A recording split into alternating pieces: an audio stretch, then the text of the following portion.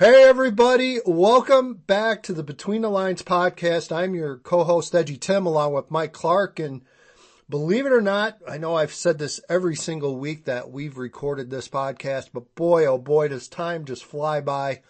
Seemed like Mike Clark a couple minutes ago we had started the season, and now all of a sudden we are preparing for 8 state final games this coming weekend on Friday and Saturday. We also have the Prep Bowl to look forward to, and Mike, boy, oh boy, it's a very short and a very busy week this week for sure. Yeah, absolutely. And I want to mention something at the top. I didn't put it on our list of topics, but today was the coaches' teleconferences. Yeah. And Yep. for those who aren't aware, basically they're set up partly for the TV folks who will be broadcasting the games, and they will be on. The 5A through 8A games will be on the U in Chicago. So free TV. You don't need some funny little antenna to access. It's on every cable system, I think. So that's that. But it's also obviously for the other media to listen in. And I would suggest checking out Michael O'Brien's. He's at Michael S. O'Brien on X because he tweeted out a bunch of the highlights, and there's some really good stuff in there, some really good information and some quirky little tidbits as well. So if you want to get some of the highlights of those teleconferences, I'm glad you brought that up. Checking that out. Yep, I'm glad you brought that up because I enjoy those every year. Even the coaches that we cover on a regular basis, it's good to hear from them in that forum. And I don't know, I'm sure. I've talked to Matt Troha about it before. I wish they would kind of podcast those and kind of re-release them. I think the fans would enjoy them. And I'll be honest, I don't think, they're putting any kind of information out there, obviously, that shouldn't be out there. I mean, they're talking to media of all people. So, right. But I find them entertaining. It's, I got to learn more about Coley Welter and some of the smaller school coaches and then as I mentioned, obviously the bigger schools that we cover on a regular basis. So, and you're right, Mike did a real good job kind of recapping the highlights and the bullet points from several of the schools. So yeah, by all means. But I don't know, Mike, I'd love to have access to that sometime. I'll host it if he wants. I'll put it on my site or whatever, just to have it in some place. But yeah, always good and always a big indicator of a very big week coming up very shortly. So again, that happened today. I know that we covered some games. I know you covered a very, very good game on Saturday. I was able to get 2 games in on Saturday. So Mike, let's start with you. Your game, of course, Mount Carmel and St. Rita. I believe the 105th meeting between the two. Yes, that's right. Although, honestly, there's a little bit of disagreement about that. Yeah, I've heard that. I'm going by the Mount Carmel media guide, and they announced a different number at the game at St. Rita. So I don't know. I mean, I'll leave that to the football historians to sort out. But definitely over 100 either way. It was at St. Rita 7A semifinal. Mount Carmel just is really clicking on all cylinders right now. 43-0 at halftime, wound up 43-24. Basically, Mount Carmel played its backups for the entire second half. Jack Elliott, 9 of 11 passing, 124, 5 touchdowns. He also ran 8 times for 68 yards. Quentin Burrell had a couple of TDs receiving. Cooper Lehman, Marshawn Thornton, and Xander Gorman also had receiving TD. And, it's a really good St. Rita team. Lost 3 games this year, finished 10-3, and had some really nice pieces. Stephen Armbruster set their single-season passing TD record. Nick Herman is a really good running back. Justin Buckner is a great two-way player, is mostly a linebacker also as a running back. But Mount Carmel has really turned things around, and this is something I kind of want to talk about, both about Mount Carmel and about York when we get to them. But, some people probably look at the playoffs, it's like, and they're wondering, how did teams kind of get to a different level in the playoffs? And Mount Carmel has done it. York has definitely done it as well. And there's been a little chatter about that online. And one of the things that was mentioned in York's case in particular was that a couple of the teams that they lost to, Downers North and Lions, were playing a lot of kids both ways, and they might have just hit the wall. York was not playing Joe Reif, the defensive lineman who's going to Notre Dame, both ways most of the season. Now he's on the field all the time. Right. And Bruno Massel's running was kind of, I don't want to say held back, but maybe kept a little bit under wraps early in the season. And I feel like, with Bruno Massel's running is such a key to York's game. It's like I feel like York might have been playing the long game a little bit here to try to keep his legs a little fresher for the 5 games after the 9 games you play in the regular season. Well, let me stop you right there, because you bring up a great point, one that I was going to bring up when I talked about my game that I covered Saturday night. It's interesting because obviously Bruno Massel, as you mentioned, and rightfully so, 100% agree, he's definitely ramped things up with running with the football, and as we all know, track kid, very talented. I watched some highlights from your game on Saturday, and Jack Elliott was trucking dudes. I mean, Jack Elliott was running guys over. He was running around, past guys. Obviously, Jack has been, the last few weeks, has been given the green light as far as, just tucking it and going. And I saw the same thing out of Ryan Fitzgerald on Saturday night in Loyola's win over Lincoln Way East. Fitzgerald fully running. And again, Mike, whether it's the NFL or if it's college or if it's high school, coaches will tell you one of the hardest things to defend against is a running quarterback. And that is, to me, has been one of the storylines that really hasn't been talked about too much, but it's had a huge impact on these teams that obviously are advancing to a state title game. Yeah, there's no doubt. And, we remember Loyola beat Mount Carmel 31-7 in week 9. And at that point, and I didn't talk to Jordan Lynch about this, and I don't know if he's addressed it or not, but I mean, he's a big picture guy too. And, going all out to win that game, I mean, could they have done more to win that game? Probably. Would it have meant much in the end?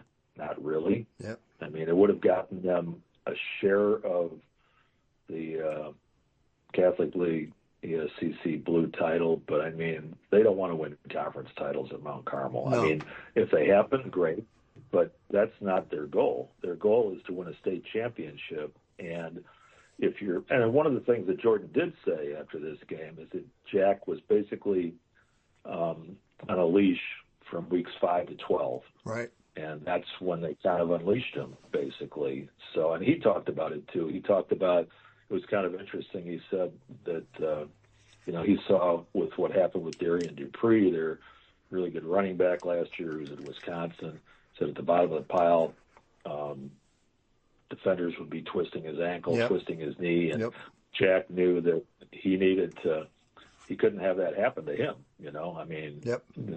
He knew that had to not happen. But you're right. I mean, he is running with authority now, and Jordan has said that he's never had a player who had the determination and the will and the want to that Jack Elliott has. And I think today in the teleconference, he said that Jack is like another coach out there, basically. Yep.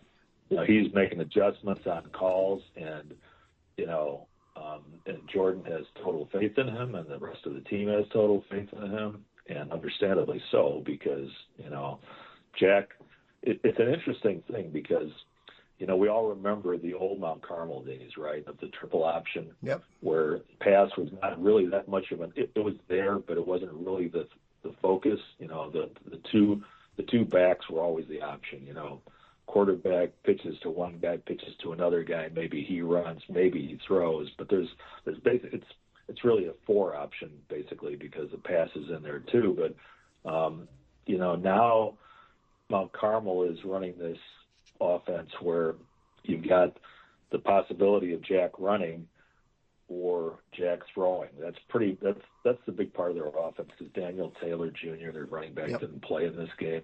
I'm assuming he's hurt, so. So those are the things. And Madden Wilson is their other back. He had some nice carries to kind of vary things up, and they do some other things too. They do some reverses, and they get the ball to different people as well. But I mean, it's basically, will Jack run or will Jack throw?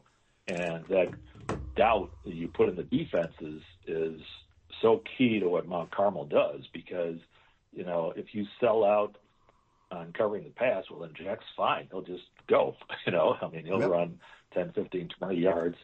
And if you say, okay, we're going to keep him from running the ball, well, okay, guess what? He doesn't need very much time. And they got really good receivers. They got really, really good receivers who will be able to get open, and then they beat you that way. So, just really impressive with what Mount Carmel's done.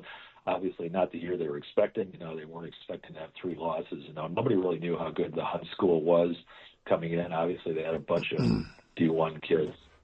The Brother Rice game, Jack didn't play. The Loyola loss we mentioned as well, but they're playing like a very good team right now. No doubt about it. No doubt about it. And again, we'll get into the next round in matchups. I'll fill you in on my games a little bit. The day game, I was able to get a 1:00 start with St. Francis at Naz. Naz gets out to a quick 14-0 lead, Mike, and they really never look back.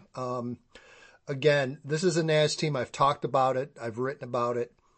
This is an incredibly special senior class in Nazareth Academy. I mean, they're going for back-to-back-to-back state titles this year.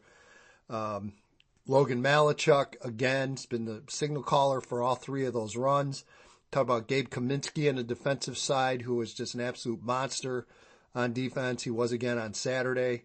And they pretty much handled a very, very good St. Francis team. And again, they were able to come away with, I believe it was 40-14 was the final. And just an all-around impressive performance by Naz. Again, St. Francis able to get regular season wins the last 2 years. Now Naz has gotten the postseason wins over St. Francis the last 2 years. And, Bob McMillan obviously frustrated, really thought this team was a team that could get over the hump. But, again, really no shame in hanging your head after that game, because this is just, Mike, and you've seen it from years covering other teams as well. You get a certain group of kids, and you talk about a group that is just incredibly, incredibly focused in on finishing strong, and that's the vibe I got from this game from Naz, no question about it. Yeah, I mean, you've got 4-year starters, you've got 3-year starters. Logan Malachek and Gabe Kaminsky are probably the most prominent ones. Have been playing for 4 years, and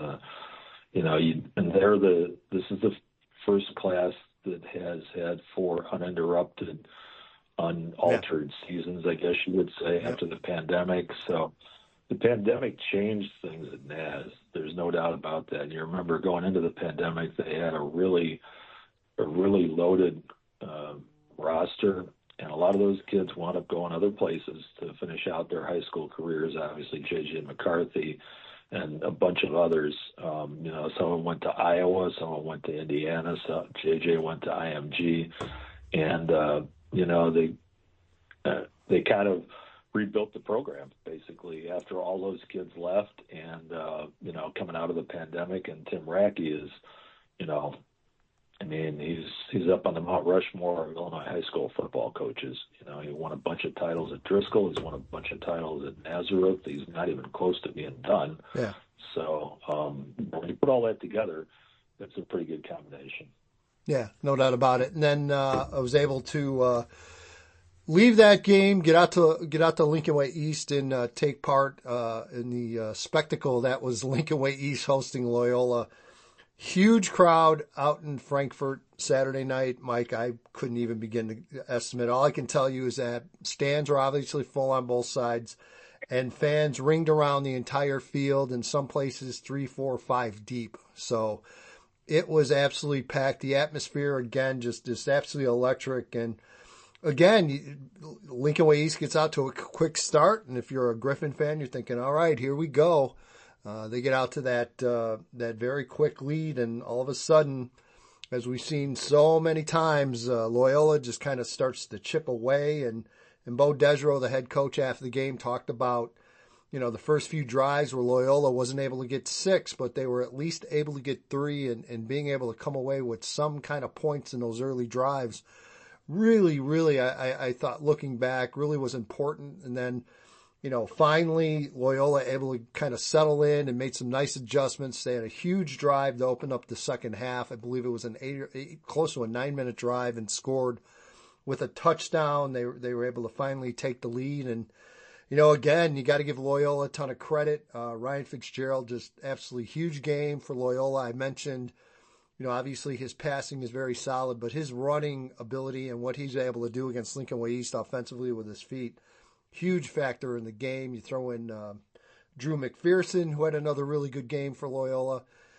And then, again, defensively, Loyola able to kind of limit, between the offense, putting those long drives together. Lincoln Way East had very few touches in that second half. And, Mike, we've seen it. I've seen it a ton of times. You've seen it a ton of times where, whether it's Loyola or Mount Carmel or Rita, you get that kind of mindset where they're going to come out and they're going to put a long drive together and just kind of wear you down. And that's exactly what Loyola was able to do. And they come away with a 27-24 win. Lincoln Way East made it really interesting late, which I thought was kind of fun to see. You got to see Jonas Williams kind of go with a no huddle, 2-minute offense, and all of a sudden Lincoln Way East drives the field late in the fourth quarter. They go about 75 yards and score in about 4 plays, and you're thinking, this got interesting all of a sudden. And East was,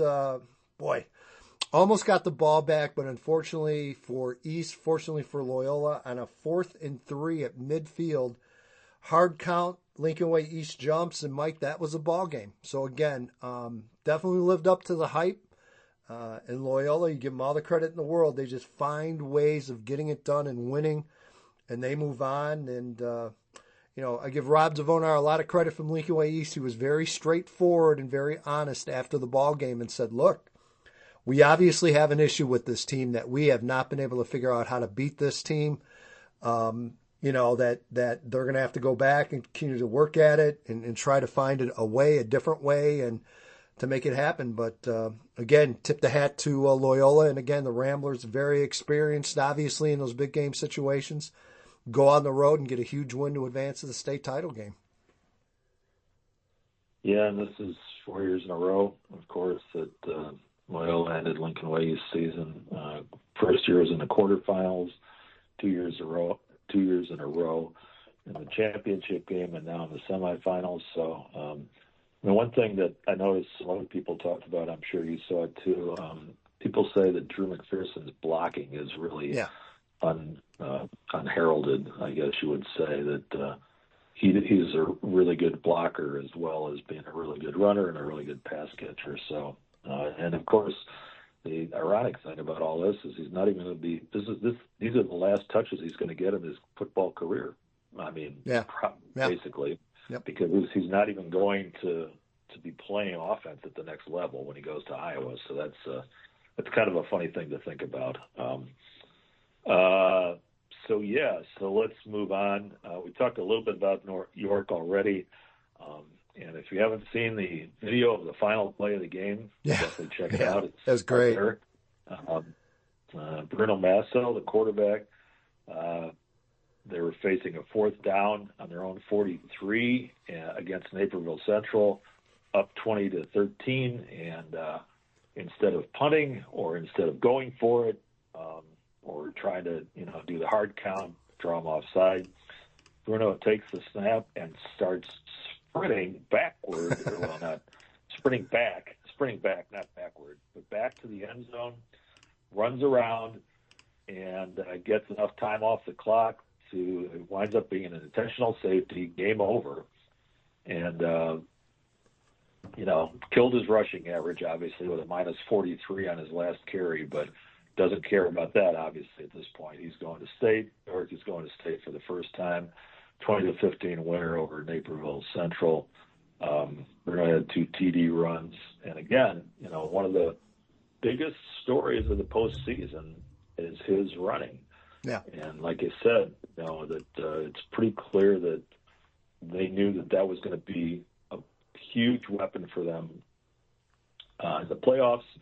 So they think they probably kind of took it a little bit easy, excuse me, on him. And we're 9 games of the regular season, so he could be fresh for these 5 games, and it's paid off. So, props to York for getting to its first title game. In 7A, the other semifinal, Batavia 25, Lincoln Way Central 21. Another exciting ending in this one. Michael Vanderleet Guerin, the sophomore quarterback for Batavia, is 12 of 17, 232, 3 touchdown passes to Zay Brown, including a game winner with 31 seconds left.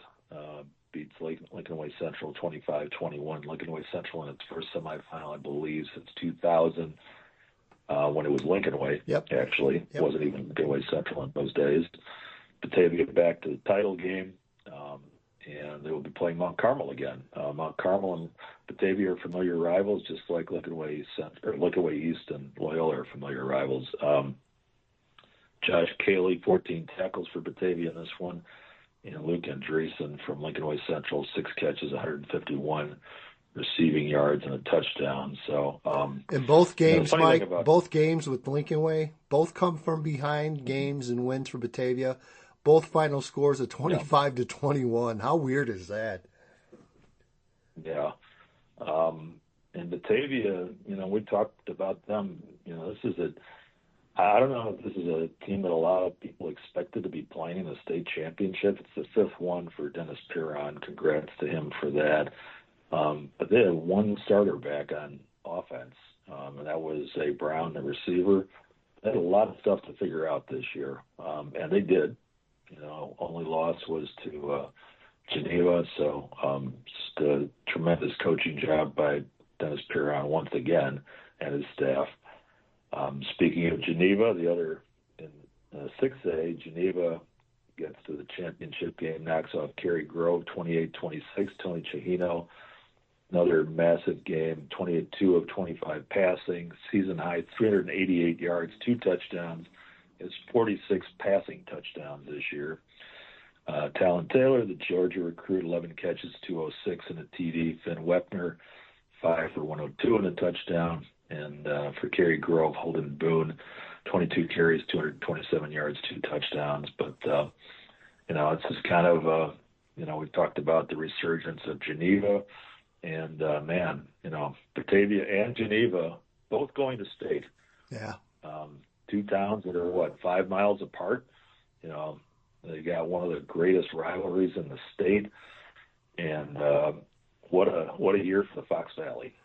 Yeah, no question. Yeah, we've said, Mike, for a while that the Duquesne is a very good conference, and all they do is keep advancing. So it seems like everyone wants to talk about conference strength, and there's one that could definitely make a case and stand up towards the front of the class and say, look, our teams are battle tested. They get in the playoffs, and generally they make deep runs. And again, this is just a great run for 2 schools that are very, very familiar with each other. And obviously the best part about it for both is that they don't have to run into each other in the postseason. Yeah, and Cary Grove, of course, Logan Abrams, their great fullback, went out with an injury earlier this season. That was a tough break for them, but another semifinal for Cary Grove. The other semifinal in 6A, East St. Louis 48, Richards nothing. Great season for Richards. They knocked off Kankakee, which was a huge win for them, and got back to the semifinals. For one of the stronger programs year in and year out in the south suburbs. But East St. Louis was just a little bit too much, like they've been for most teams this year. Yeah, I think what's interesting, I think it's going to be interesting, Mike, is the matchup in 6A between Geneva and East St. Louis. I mean, I'll tell you right now, I bet the entire East St. Louis fan base breathed a little easier Saturday when they saw that they won't have to run into Cary Grove again, because let's face it, the one thing the Flyers have struggled with the last handful of years has been that Cary Grove offense. Now, that's not saying Geneva's going to be a pushover, not at all. But at least from a stylistic standpoint, Mike, I think East St. Louis is probably a little bit more prepared to take on that type of offense versus what Cary Grove runs. Yeah, and we're going to have maybe the best individual matchup at State in this game, I think. Is that safe to say, with Charles Bass from East St. Louis covering Talon Taylor? So that will be a treat. Both of them SEC recruits. Taylor's going to Georgia, Bass is going to Missouri, so that'll be a lot of fun to watch. The other 5A game, besides the one you covered, was JCA and Morris. JCA 42-12, 12 carries, 185, 3 touchdowns. The Hilltoppers had 350 rushing yards, more or less, and no surprise there. I mean, Morris, we talked about it last week. That was a massive win for them to get past Morgan Park in the quarterfinals. And, Brady Varner, the Morris quarterback, actually went out hurt in this game too, so that made it even tougher for him. But JCA, I think I saw one of the things that Jake Jaworski said on the teleconference is he said he's never been around a schedule as tough as this one, player or coach, for the JCA has had. They've got 3 losses, but,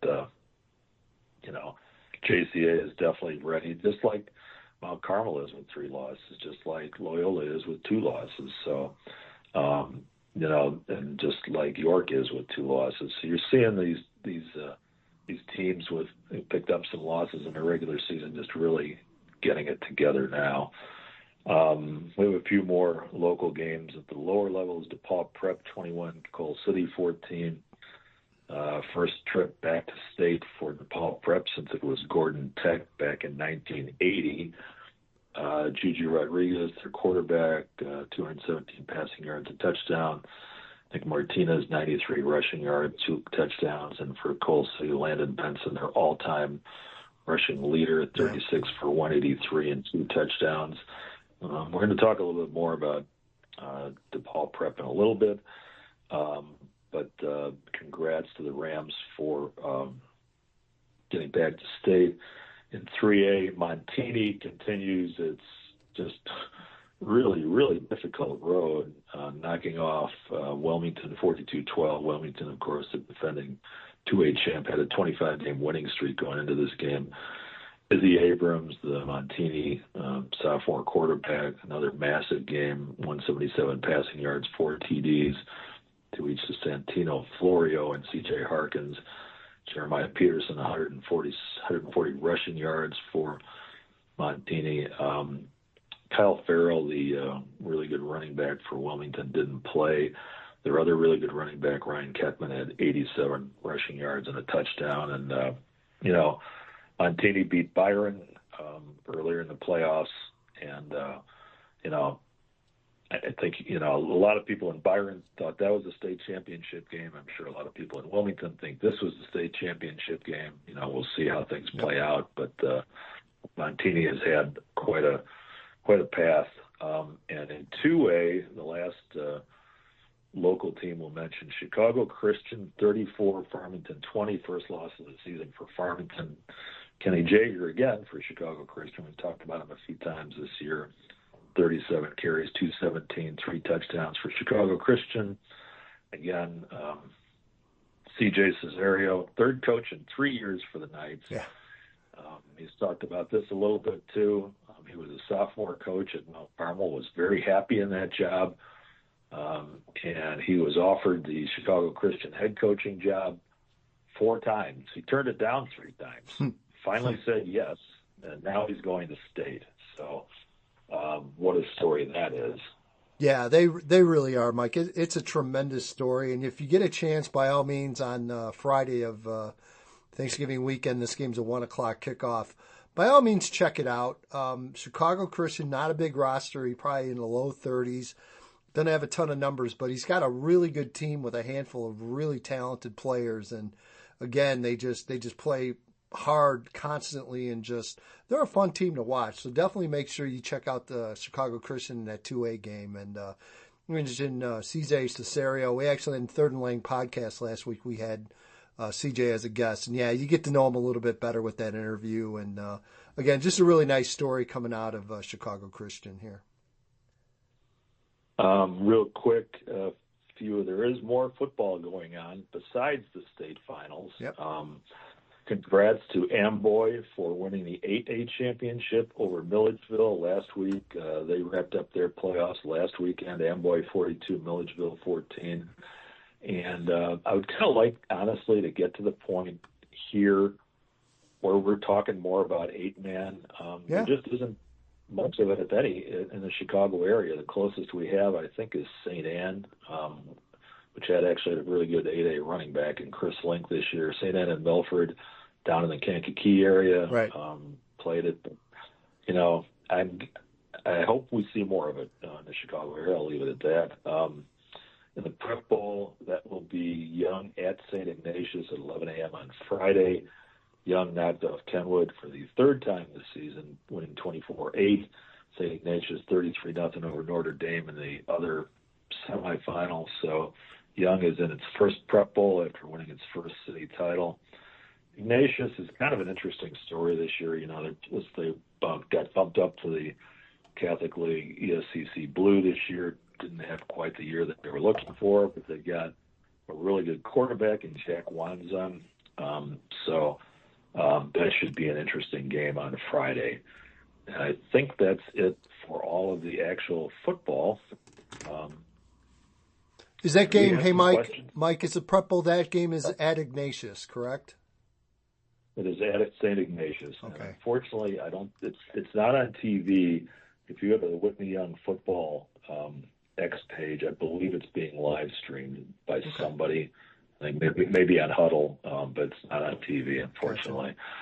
So questions. So, okay, let's address the elephant in the room, shall we? Semifinals, private schools went 6-0 against public schools, and there's a little bit of an asterisk there because normally U-High is not a public school. It's not a private school either. It's a charter school. Obviously, University High and Normal. So they're a non-boundaried school, I guess is the best way to put it. They did lose to Mount Zion, so either a 6-0 against privates against public, or a 6-1 privates and non-boundaried against public. So those are the numbers. But we have a couple of questions to kind of kick off the discussion here from Matt. Now, our friend. I hate to be that guy, but once again, we are seeing people complain about public school versus private school, understandably so. However, at what point do the public schools actually push for change and submit proposals or whatever needs to be done to bring it up?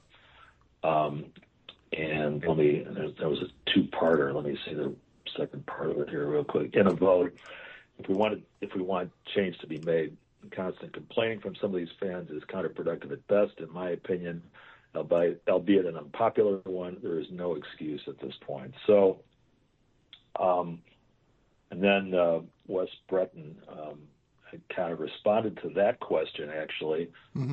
Said, could a Prep Bowl style playoff work? Public on one side of the bracket and public on the private on one side of the bracket, public on the other. Crown public champ, private champ, and then they play each other to crown a state champ. And that response, no, to me that's a bit of a cop-out. The public school kids won't benefit any better from it. I'd rather put them up to challenge if I were a coach. But that's just me. Fans need to also understand that it's not about winning and losing. Well, there's a lot there. Good points made by Matt for sure and for Wes Breton. So Michael O'Brien kind of raised this over the weekend and talked about it a lot too. He prefaced his discussion of it by saying he did not go to a private school, and I will say the same. I went to Manteno High School and the University of Illinois.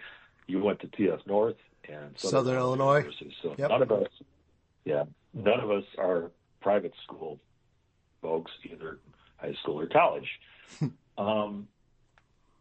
So we've both been around for a long time, right? And we remember this it being an issue, certainly, over the years, sometimes more than others. Sometimes it kind of died down a little bit. Sometimes it sprung up a little bit. But I would throw a few things out here for you, and I'm not going to just keep talking and not let you talk. I do have a few you're all good. To say. So, far away. So number one, we've pretty quickly forgotten that 3 years ago there were 6 public champs out of 8. Lockport beat Loyola in the playoffs. So this thing can change a little bit from year to year. This is a really good year for the privates. 3 years ago wasn't necessarily. Another point is that this is a discussion that is pretty much limited to football. It's not something that comes up in other sports. Now we're getting DePaul Prep in basketball has been really very good in 2A and 3A out of the 4-class basketball system. But we went for decades with having one private school team win the boys basketball state championship. It was Mount Carmel in 1985. And, year after year after year, it was public schools completely dominating the basketball playoffs, other sports too. So, first of all, one thing that we're never going to see is a separate public-private football playoff and not for the other sports. That's never going to happen. So forget about that. It's either public-private for everybody or we stick with our current system. I think the current system is best too, honestly. I agree. Again, like I said, there's ebbs and flows, and some years the privates seem to be more dominant. Some years the publics do better. So I don't think splitting it up is a good idea. I know that other nearby states do. Wisconsin does it, I believe, and I'm not sure about some of the other. Indiana does not do it that way, but there's very few private schools in Indiana. So I don't know. That's my take on it. Yeah, and, I agree. I agree with you. I will hang up now and listen to your answer. No, for the most part, I agree with everything you led into, and I hear all the time about, well, other states do it. See, people need to understand Illinois is very unique in a lot of different ways, and especially when it comes down to the condensed area of Chicagoland and how many Catholic high schools are in that area. It's probably per capita, probably has the most amount of Catholic high schools, Mike, than any other part in the country. I mean, let's face it. This area is highly condensed with Catholic high schools for a reason, because it's a very heavily Catholic area, even to this day. So again, there's too many of them. It's a big enough amount of schools that are in the IHSA, that play IHSA sports. I never see them getting separated. Now, if people feel if that's the solution, fine. Put it to a vote and figure it out and get it done. We've heard people complaining on both sides of the issue every year. Mike, this comes up every single time, some years more than others. But is this a surprise that this has come up this time of year? No. No. If you want to talk public-private, I have message boards for you that never end. It's the never-ending argument. And that is why I just get very cut and dry with this. Like, look, if you don't like it, have them bring it up to a vote, have a member-wide vote, and settle it and be done with it so we can all move on with our lives. I don't think that will happen. I'm sure there's others that are coming up with proposals and plans and what have you, and that's totally fine. But, Mike, I think from a system standpoint, it benefits both sides. I think it makes us better as a state from a competition standpoint, and I'm okay with the current system. Yeah, I mentioned we're going to talk about DePaul Prep a little bit more, and they're a special case. In Class 4A right now. Their enrollment has been soaring the last 4 or 5 years. A lot of growth. They opened yes. a new school, and if you look at the IHSA, IHSA.org, look at the school directory and also the enrollments, they're listed there. And if you go to DePaul Prep's website, they also have basically a snapshot of the school, information about the school and their enrollment and stuff like that. And they're not a 4A school right now. They just aren't. And I don't blame them for the fact that their enrollment is growing while a lot of Catholic schools' enrollment is declining. But you have to kind of look at the numbers, and they're right around 1,200, 1,300 kids right now, which is not 4A, and at some point the IHSA is going to catch up to that, basically, because the way it works is that the state and the IHSA do an enrollment check like on it's one day, one specific day every year, basically. It's a snapshot of what your enrollment is, so it's fair for everybody across the state. It's that particular day, but they're also like locked into classifications for a couple of years and locked into enrollments for a couple of years, and it's also an average and stuff too. And there's also multipliers and success factors, and you have to kind of be a lawyer to figure all of that out, honestly. Exactly. But, I mean, the one thing we do know, though, is that DePaul Prep's enrollment is much bigger than 4A, so that's something that sticks in the craw of a lot of people, and I understand it. It's tough, when you're in that. I don't know what off the top of my head what the enrollment breakdown was for 4A this year, but DePaul Prep right now is way over it. So yeah. Yep. They will be moving up. There's no doubt about that, and. Some people think that it's unfair that they weren't moved up now. There's not really a mechanism to do that because you don't see a school they've almost doubled in size, Right. Over the past 4 or 5 years, which is something you never see. So there's not really a mechanism for dealing with that. But that's something that's going to be discussed more this week, I'm sure. No question about it. The one thing I'll add to that, Mike, and I'll give Steve Soucy obviously a lot of props because he obviously puts a lot of work in when it comes to sorting all this stuff out and figuring it out, and he did again this week. You have Joliet Catholic's going to move up after this year. You've got, you mentioned DePaul Prep is going to move up this year. Nazareth is going to move up this year. What people don't talk about are the schools that are going to move down. Brother Rice very well could wind up in 5A next year, because all the multipliers / different guardrails they had on them, they basically fall off after this year. So don't don't look at the schools that are moving up, because you've got some moving up. You also have some that are moving down, and if we've seen, if anything, more often than not, the Catholic schools that end up moving down usually bounce back pretty quickly. And all I remember, Mike, is seeing Brother Rice this year and seeing that roster and thinking, wow, this team's going to be pretty good for the next couple of years. So again, it's kind of that whole cycle where, it's going to, obviously move up some schools that have been playing in a lower class, but there's some others that are going to wind up moving down that could change the landscape for sure. Okay, so we do have another couple of questions here. So one of them is from Wes Breton, who weighed in on Matt Now's question. Wes's question is, will there be a proposal to expand playoffs, and if so, can you see it going into effect for the 25 season? That's one question. Our buddy Marty Machasek has another question. Should the higher, better seeded teams host throughout the playoffs? Well, let me answer the second one first. I like the current system because I love the fact that it gets more schools hosting state playoff games,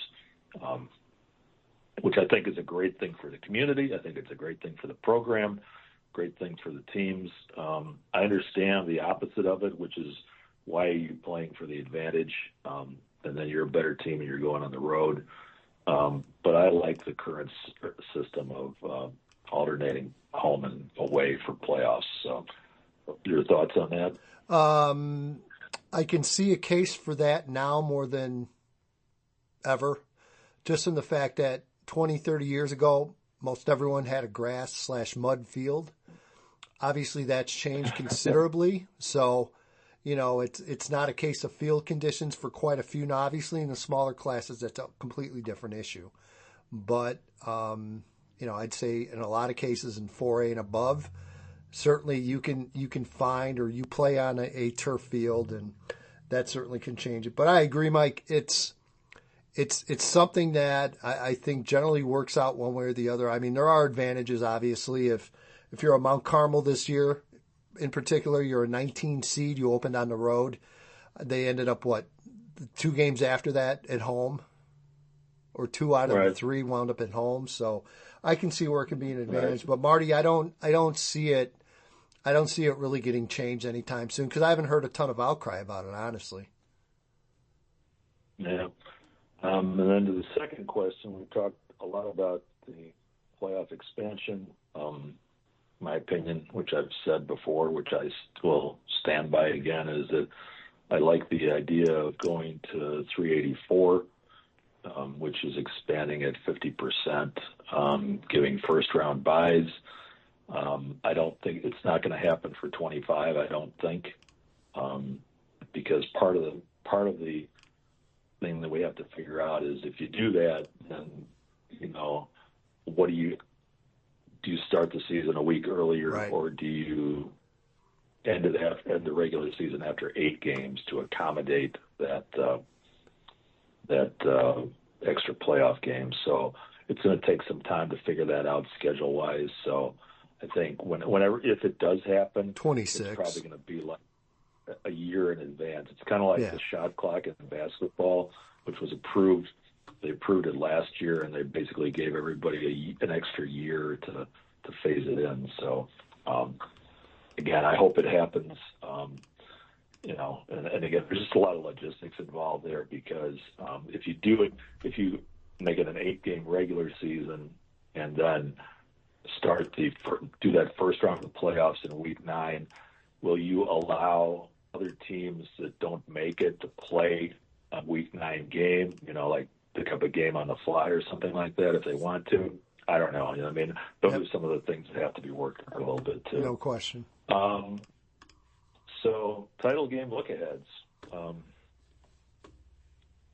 I guess we've talked a little bit about some of these matchups already, but we'll go through them. We'll go through them. Let's see. You want to start in 8A?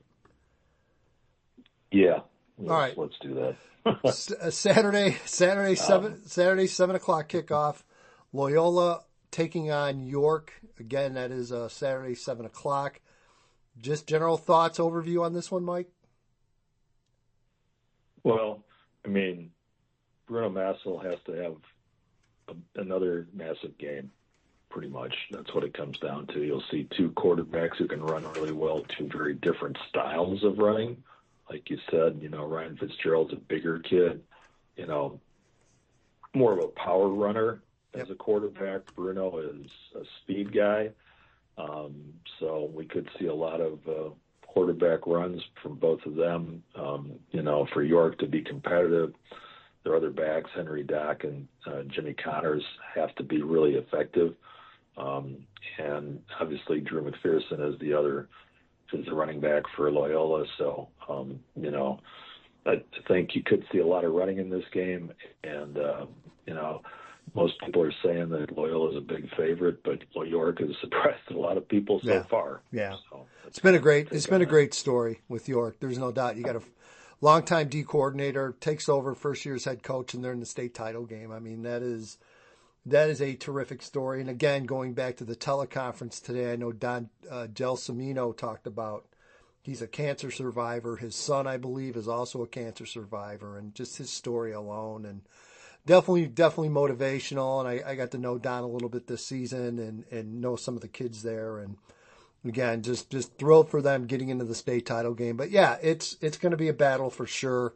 I would agree. I think Loyola is the favorite going into that, but and again, a lot of that has to do with just the fact that they're Loyola and they also have a ton of experience at this stage. So we'll see. Should be a really good game. 7A, this 4 o'clock kickoff Saturday at Hancock Stadium at Illinois State University. Very familiar foes. Batavia taking on Mount Carmel.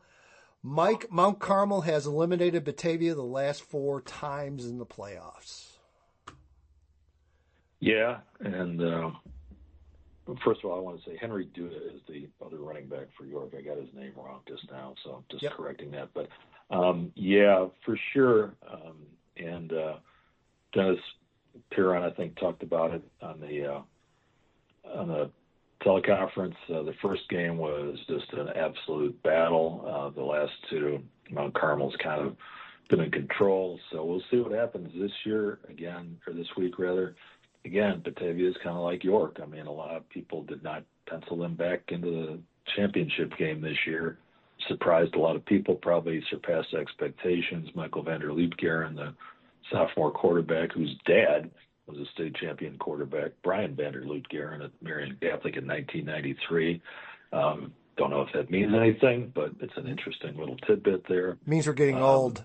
It means we are getting old. There's no doubt about that. But, in Mount Carmel, like I said, Mount Carmel is just playing really, really well right now. And, for Batavia to be, to make it a game, Nathan Whitwell's probably going to have a good game running the ball. They're going to have to be able to control the ball a little bit, and we'll see how that goes. But Class 6A, 1 o'clock kickoff.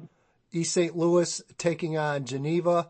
Mike, this is a rematch of the 2008 Class 7A state title game that East St. Louis won 33-14. And as we talked about earlier, Mike, the matchup here, I think, receivers versus the East St. Louis defensive backs is going to be fun to watch. Could be a wild up and down scoring game. Could very well possibly be that kind of game. Yeah, and Geneva again is, just adding to our theme here. This is a team that I'm not sure a lot of people saw them as playing for a state championship. York, you could say that about York, you could say it about Batavia, you could say it about Geneva. And it's on the opposite side. Not a surprise to see Loyola, Mount Carmel, and East St. Louis playing for a championship. So you've got that classic, favorite underdog kind of storyline there, and we'll have to see how that goes. But, one thing maybe to keep an eye out for, too, is whether East St. Louis kicks to Talon Taylor, because he's got a few kick return touchdowns this year as well. So, I know some coaches are like, stay away from him at all costs, and some coaches are like, hey, we're pretty good, too, and we're going to challenge them. So we'll see how that plays out. That would be kind of an interesting storyline, I think. Mike, do you want to know the advanced forecast or no? Oh, I've already looked it up because I know that I'm going to be really, really cold at the prep bowl on Friday morning. It's going to be like a high of 28 or something like that, I think. Yeah, Friday in lovely Normal, Illinois, a high of 24. Saturday, high of 27. Oof. Yeah, so dress warm, kids. It's going to be a chilly one. Class 5A with that wonderful 10 a.m. kickoff.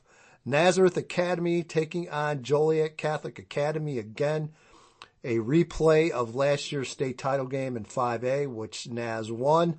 Also a rematch from earlier regular season 16-13 win Naz over JCA. Mike, obviously two conference opponents, two that are very familiar with each other. Yeah, and JCA is one of the least surprising teams, I guess, when you break them down. You know what they're going to do. They're going to line up behind their big offensive line and run the ball. I mean, they've been doing that for 50 years, basically, Yep. And they're still doing it very effectively today. I just mentioned a little bit earlier, Jake Jaworski said he thinks they're really prepared because of the schedule they played. Naz has played a really good schedule, too.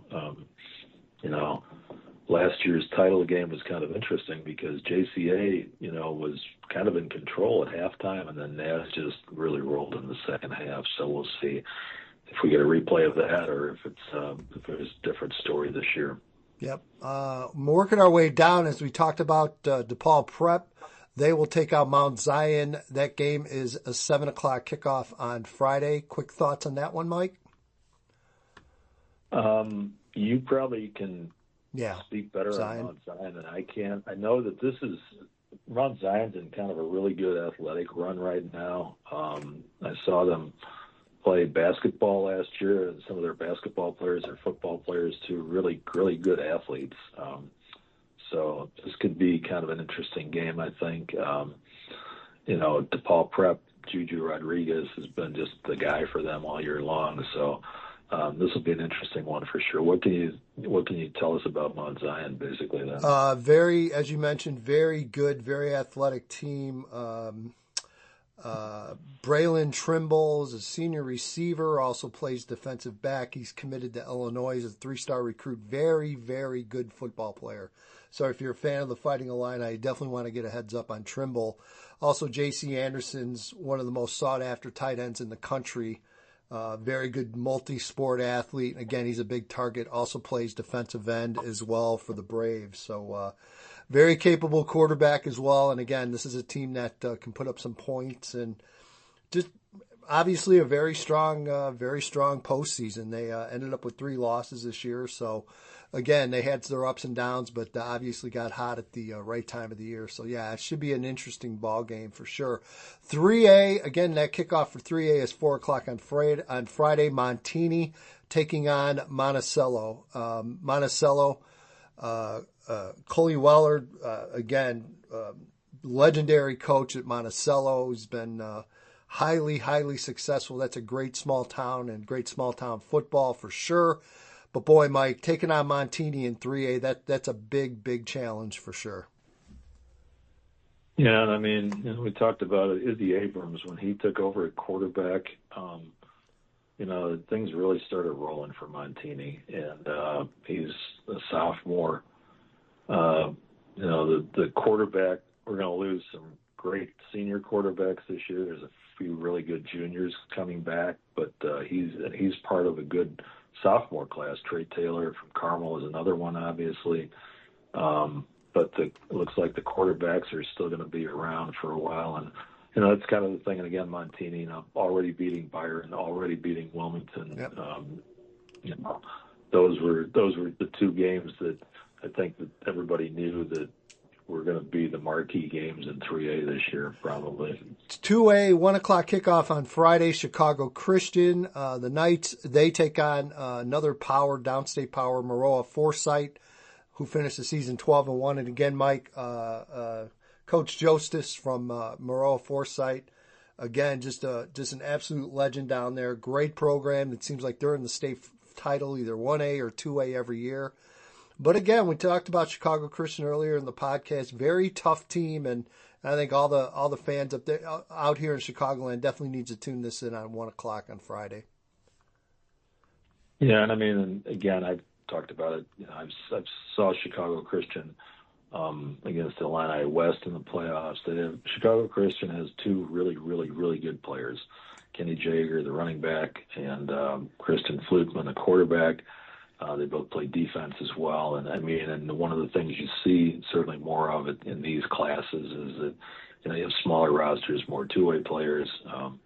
It's going to be interesting to see how Chicago Christian fares here. They've been really good this year. Their only loss was to Wheaton Academy, which was a really good 4A team. So, and we talked about, again, the CJ Serio story, kind of fun little storyline there. No doubt. And then finally in 1A, 10 a.m. kickoff on Friday, 2 polar opposites offensively. Lena Winslow, again, out of the NUIC Conference, traditional power in 1A.